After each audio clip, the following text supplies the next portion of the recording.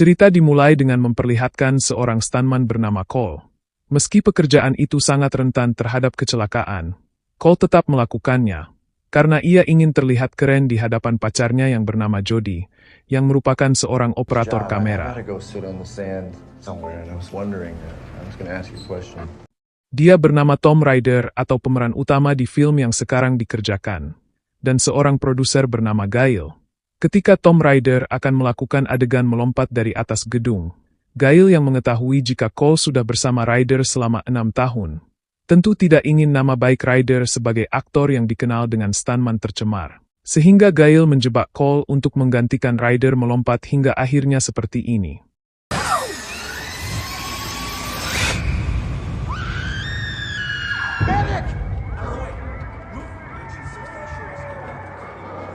Okay? I need you to step back. You're not helping. 18 bulan kemudian, Cole kini bekerja sebagai juru parkir di salah satu kota terpencil. Ketika sedang asik memarkir, ia menerima panggilan dari Gail yang mengajaknya kembali menjadi seorang stuntman. Mendengar hal itu, Cole langsung menolak karena merasa jika ia sudah tidak mampu untuk melakukan pekerjaan tersebut. Namun Cole berubah pikiran setelah mendengar jika film kali ini akan disutradarai langsung oleh Jody atau orang yang sangat ia cintai. What, don't you want to know who it is? Nope. It's Jodie. Giving her her big break. Make sure it's an IM suit. Sesampainya di lokasi syuting, Cole menghampiri teman lamanya yang merupakan seorang koordinator stunt terkenal yang bernama Sam. Yang di sana, Cole langsung diajak untuk melihat-lihat lokasi tempat mereka syuting, sekaligus menjelaskan tentang beberapa adegan yang harus dia lakukan. I almost killed myself in front of the whole crew. You know, I'd rather just not have my first stunt back be another epic failure, especially in front of Jody. I mean, you understand. Di sisi lain, ketika Jody berdiskusi dengan seorang kru, ia tak melihat stuntman profesional yang sebelumnya bekerja bersama Ryder. Sehingga ia mulai merasa cemas karena adegan film yang saat ini akan dibuat merupakan adegan terbesar yang ada pada film ini. Test went well. Fantastic. Effects, Venti, it looks absolutely fabulous. Nigel, we need to shoot now. The tide's coming. Sebelum melakukan syuting, Cole terlebih dahulu mengecek kondisi pasir untuk memastikan kepadatannya cukup baik. Hal itu agar mobil yang dikendarainya nanti tidak selip dan mudah untuk dikendalikan, namun ia sedikit komplain. Karena saat ini pasir tersebut memiliki kepadatan yang buruk, sehingga ia langsung meminta Sam untuk sedikit mengulur waktu. Hate to say it. We're just doing a little safety check. Tak lama, Sam dihubungi oleh Jody yang memintanya untuk segera memasukkan stuntman ke dalam mobil. Sehingga Sam meminta Cole untuk bergegas masuk, karena pengambilan gambar sebentar lagi akan segera dilakukan. Setelah semua persiapan selesai, Cole langsung menyalakan mobil.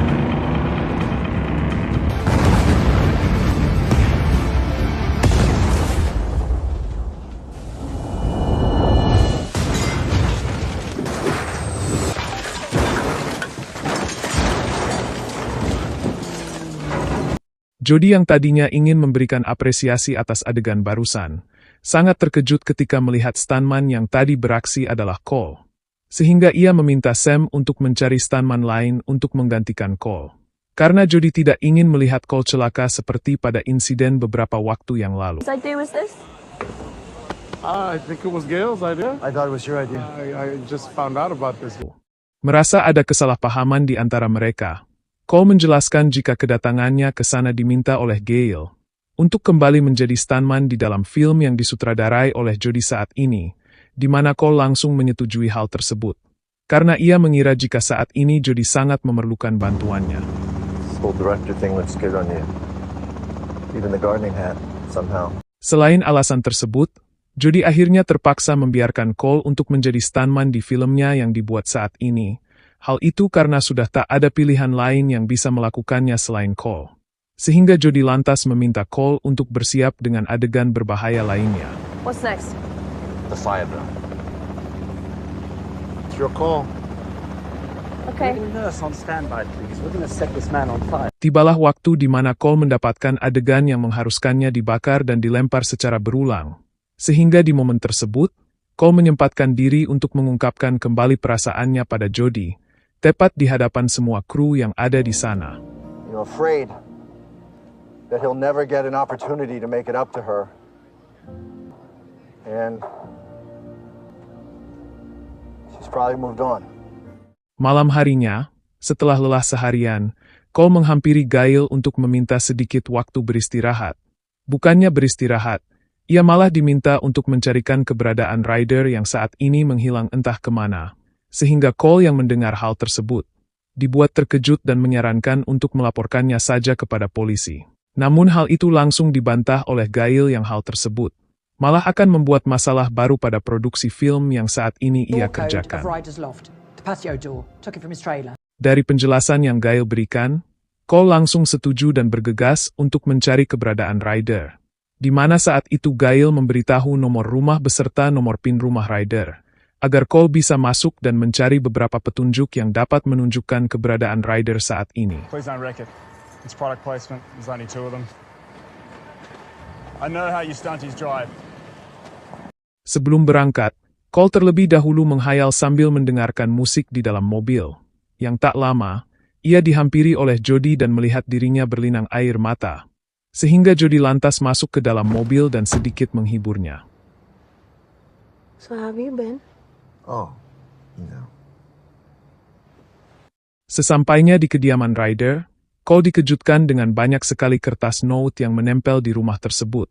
Namun bukan hanya itu saja, Cole juga dikejutkan dengan kehadiran wanita yang langsung menyerangnya.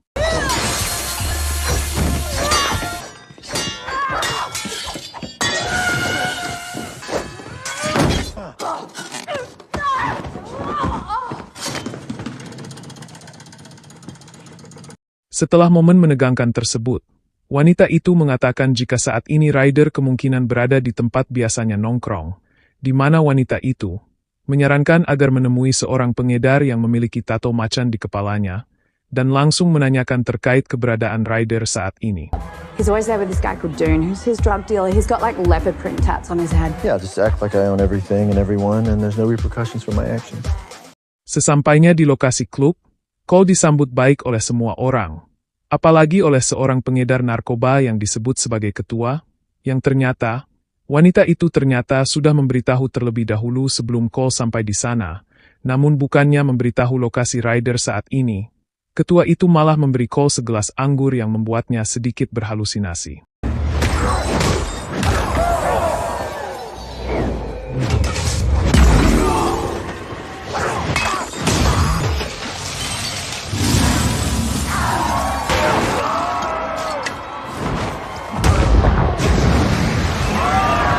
Masih dalam keadaan mabuk, Cole mengejar ketua yang pada saat itu berusaha untuk kabur, di mana Cole sendiri yang melihat ketua naik ke dalam taksi, berencana untuk menabrakkan diri agar dapat menghentikan ketua, dan menanyakan keberadaan Ryder saat ini.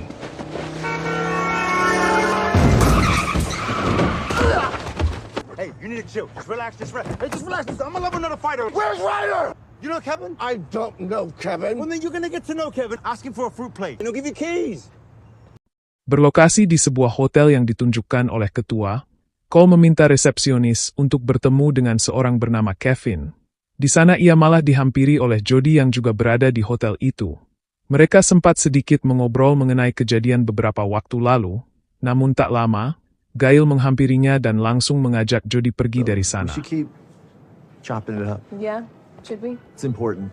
It's the ending. Okay. Tak lama setelah Jody pergi, Cole akhirnya dapat bertemu dengan Kevin dan langsung mengatakan kode yang diberikan si ketua kepadanya, di mana Kevin rupanya sudah mengerti dengan apa yang saat ini Cole cari. Sehingga setelah Cole mendapatkan kartu akses kamar Ryder, ia dengan cepat menuju kamar tersebut, namun sial bagi Cole, karena dirinya harus kembali ke resepsionis untuk menukarkan kartu akses tersebut. Setelah diketahui jika kartu yang ia bawa bukanlah kartu akses untuk masuk ke kamar Ryder.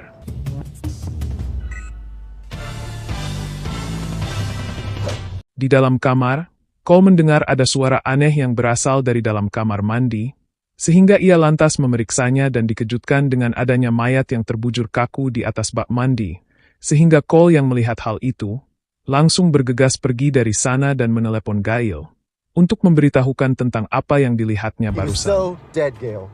He was very dead. Gail, you asked me to do this, okay? Step away and calm down. Merasa jika Gail tak bisa membantu, Cole berinisiatif untuk melaporkan masalah itu kepada pihak kepolisian yang kebetulan berada di sana. Namun alangkah terkejutnya Cole saat ia mengetahui jika mayat tersebut sudah tidak ada lagi di tempat. Yeah, you're still getting a ticket, mate. Keesokan harinya, Cole yang sedang berada di tempat syuting berniat untuk menceritakan terkait mayat yang ditemukannya kepada Jody. Namun hal itu dilarang oleh Sam. Karena menurutnya, semalam Cole masih dalam keadaan mabuk dan yang ia lihat hanyalah orang pingsan. Tak lama, Cole yang saat itu sedang bersama Sam, dihampiri oleh Jody yang memintanya untuk menyelesaikan film ini tanpa adanya Ryder. Karena ia tahu jika Cole akan berusaha melakukan segalanya demi orang yang dicintainya. What are we waiting for? Good, okay. Venti, come on. Selesai syuting, terlihat Jody sangat senang setelah melihat hasil dari rekaman dan akting Cole yang sangat memukau.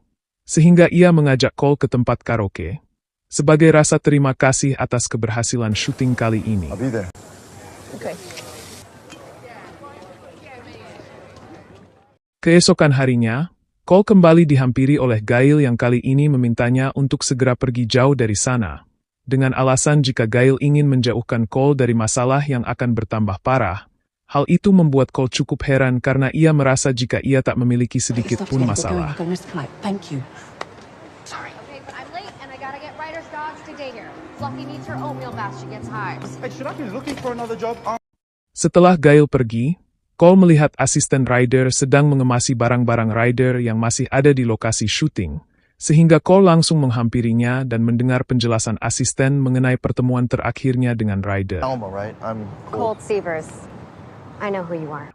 Di sana asisten juga menceritakan jika seminggu yang lalu, Gail memberitahukan terkait hilangnya ponsel Ryder sehingga asisten berusaha mencari HP itu, sampai berhasil menemukannya.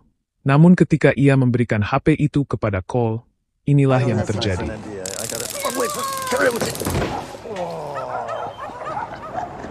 Melihat asisten dibawa oleh orang tak dikenal, Cole dengan cepat berusaha untuk mengejarnya, di mana orang-orang itu mengincar HP milik Ryder yang saat ini dia pegang. Sehingga Cole harus bersusah payah agar dirinya dapat membebaskan asisten dari orang-orang jahat itu.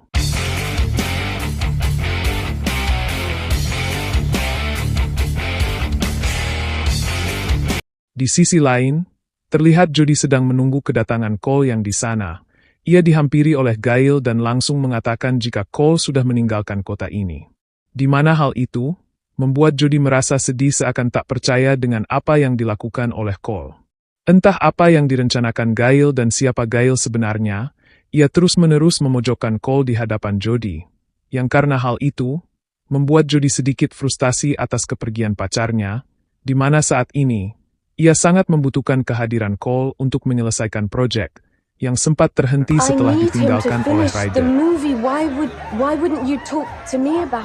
Faktanya saat ini Cole masih berada di kota yang sama dan sedang dalam masalah besar, di mana masalah itu sendiri datang dari Gail yang memintanya untuk menemukan keberadaan Ryder. Sehingga ia harus rela mempertaruhkan nyawanya, agar HP yang saat ini Cole pegang tidak jatuh ke tangan orang yang jahat.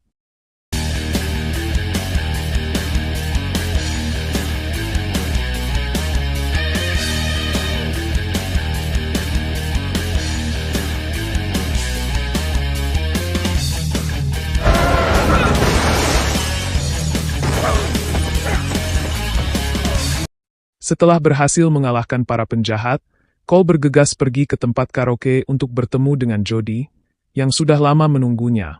Namun Jody rupanya sudah tak berada di sana dan hanya menyisakan Sam. Di mana ketika Cole melihat Sam, ia lantas meminta Sam untuk membantunya membuka password HP milik Ryder yang saat ini Cole bawa. Knowing Ryder, it's written on a post-it note in his apartment somewhere. You owe me!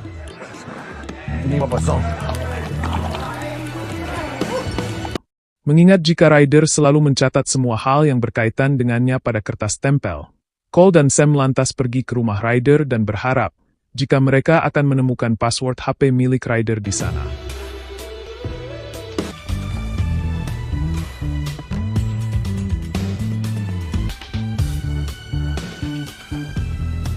Setelah mencari beberapa saat di rumah Ryder, Cole dan Sam berhasil menemukan password HP yang mereka cari pada salah satu kertas yang menempel di kulkas, dan alangkah terkejutnya mereka ketika mengetahui jika HP tersebut ternyata ada bukti pembunuhan yang dilakukan Ryder terhadap stuntman-nya sendiri.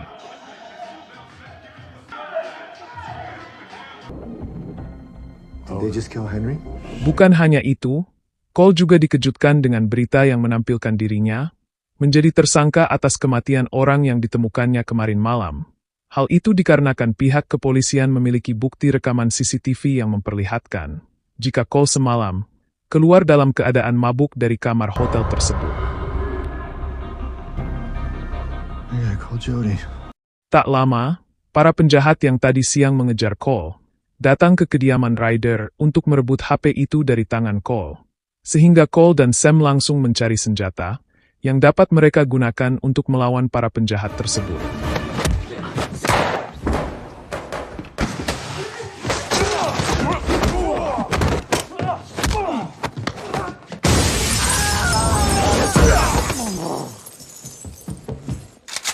Just you and me, stuntman.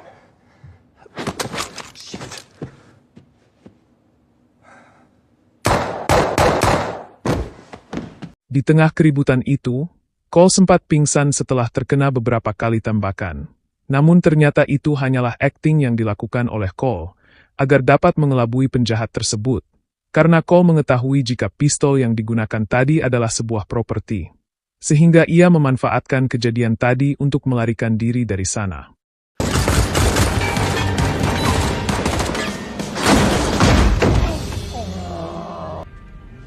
Cole.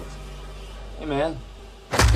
Rupanya, orang-orang jahat itu adalah anak buah Ryder, yang sengaja dikirim agar dapat mengambil kembali HP miliknya dari tangan Cole. Di sana, Ryder menceritakan terkait dirinya yang berniat untuk memanipulasi kematian stuntman-nya, dan menjadikan Cole sebagai tersangka utama dalam kasus pembunuhan ini. Ryder juga menjelaskan terkait kecelakaan yang menimpa Cole beberapa waktu lalu, yang ternyata itu bukanlah sebuah kecelakaan melainkan disengaja oleh Ryder dan produser, karena menganggap jika Cole akan mengganggu kredibilitasnya sebagai aktor papan atas di Hollywood.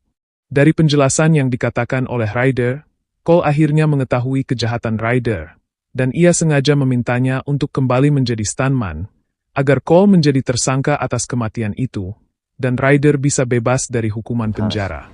We got the murder. Now we just need the suicide. Sebelum melanjutkan nasib Cole selanjutnya, cerita beralih ke Jody, di mana saat ini ia sedang berada di lokasi syuting yang kemudian dihampiri oleh Gail, di mana Gail membawa informasi penting terkait Cole yang telah menjadi tersangka dalam pembunuhan seorang stuntman. Mendengar hal itu, Jody tak langsung mempercayai perkataan Gail, karena ia merasa jika Cole tak akan melakukan hal tersebut. Namun di tengah pembicaraan, Jody melihat HP-nya yang ternyata banyak sekali pesan masuk dari Cole, sehingga ia lantas membawa HP-nya itu. Oh my God, Nicole. Give me the... No, what are you doing? Give it off! Oh, Jesus Christ, Gail! Oh my God! Let me help you. Kembali ke Cole yang saat ini bersama Ryder, ia terus didesak untuk memberikan HP milik Ryder yang sebelumnya berada di tangan Cole. Namun Cole menyebutkan jika HP itu telah rusak akibat terkena tembakan, sehingga Ryder yang tak percaya dengan perkataan Cole, dan meminta anak buahnya untuk membakar Cole.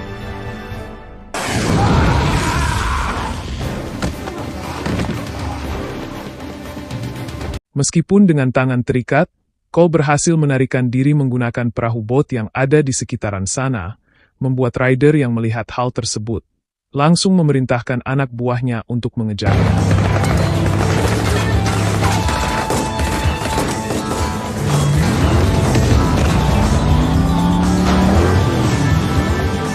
Dalam pengejarannya, Cole menyempatkan diri untuk memberitahukan Jody terkait kejahatan Gail selama ini dan meminta maaf atas semua yang telah dilakukannya, sekaligus mengatakan tentang perasaannya pada Jody, karena ia tahu jika kemungkinan selamat dari sana sangat tipis, sehingga ia nekat menabrakkan diri pada tangki bahan bakar yang ada di sana.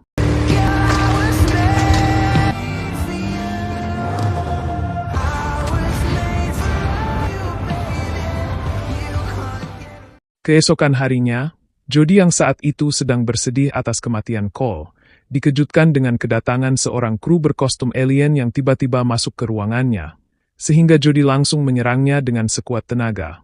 Karena ia menganggap itu adalah orang jahat yang berusaha mencelakainya.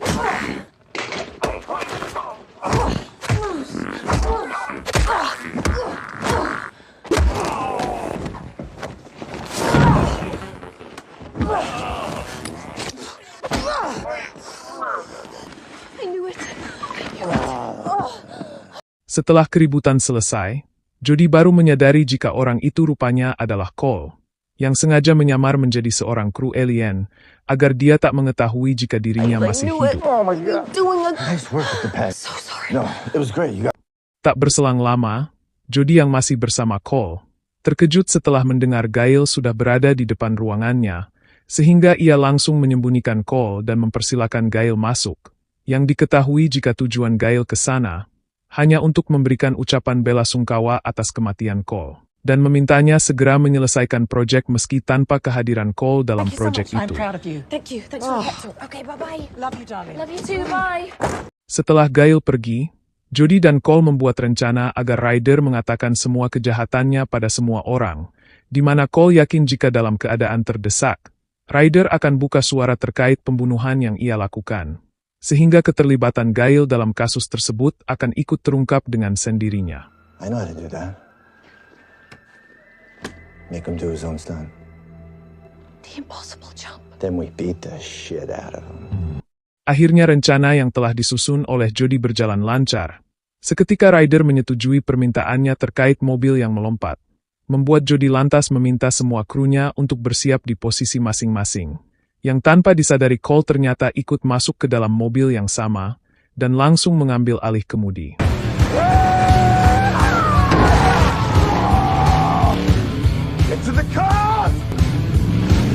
Di tengah momen itu, Cole dibantu semua kru untuk mensukseskan rencana yang dibuat oleh Cole dan Jody.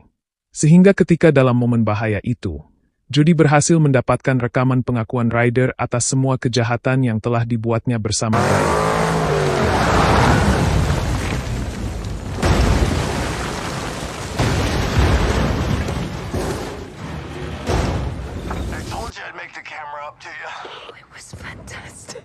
Setelah kejadian itu, Gail langsung pergi ke tempat produksi untuk segera mengambil bukti rekaman tersebut. Akan tetapi, Jody yang melihat hal itu langsung menghampiri Gail dan berusaha merebut kembali rekaman tersebut.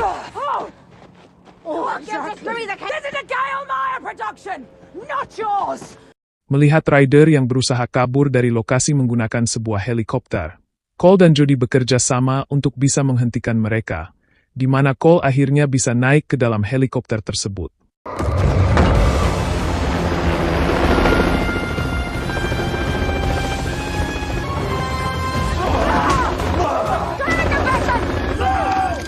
It's empty, Gail.